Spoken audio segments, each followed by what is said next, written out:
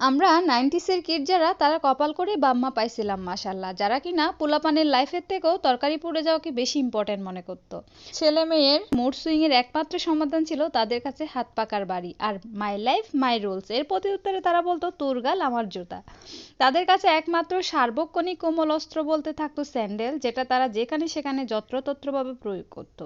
যাদের কাছে পোলাপানের exam result marksheet class attendance এসব নিয়ে কোনো টেনশনই ছিল না, শুধু টেনশন ছিল চিল্লায় পড়লে রান্নাঘর থেকে পড়াশোনা যাবে কিনা।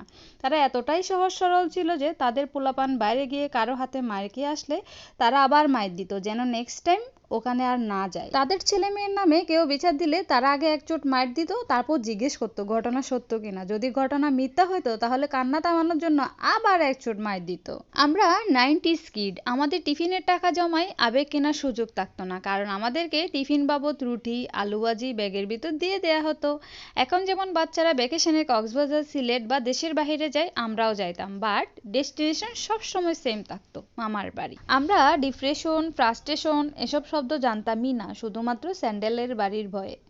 আমরা মুখে যতই বলতাম আমরা ডাক্তার ইঞ্জিনিয়ার হতে চাই, আসলে আমরা ওসব কিছুই হতে চাইতাম না। আমরা শুধু বড় হইতে চাইতাম আব্বু আম্মুর সমান বড়, ঠিক যতটা বড় হলে আর কোনো মার খাওয়া না লাগে।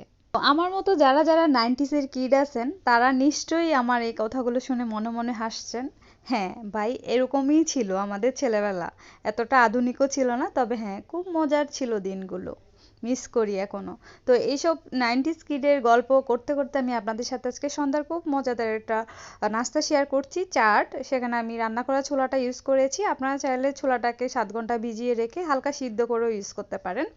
হাফ কাপ টক দইয়ের সাথে 1 চামচ চিনি মিক্স করে নিয়েছিলাম, হালকা একটু ব্ল্যাক পেপার দিয়েছিলাম, একটু লবণ, আপনারা চাইলে নাও দিতে পারেন। তারপর এটা ইউজ করেছি, আর একটু ইউজ করেছি তেঁতুলের চাট, আর উপর দিয়ে একটু চানাচুর দিয়ে দিয়েছি, বেশি করে চানাচুরটা দিলে খুব ভালো লাগে। হালকা একটু টমেটো দিয়ে দিয়েছি কুচি করে, যেন দেখতে সুন্দর লাগে। উপরে আর একটু টক দইয়ের সেই মিক্সটা, যেটা সুগার দিয়ে আমি মিক্স করে রেখেছিলাম, সেটা আবার দিয়ে দিচ্ছি। এই তো, এটা আসলে অনেক বেশি মজা হয়। Don't forget to like comment and share. Next video দেখার জন্য নিমন্ত্রণ রইল।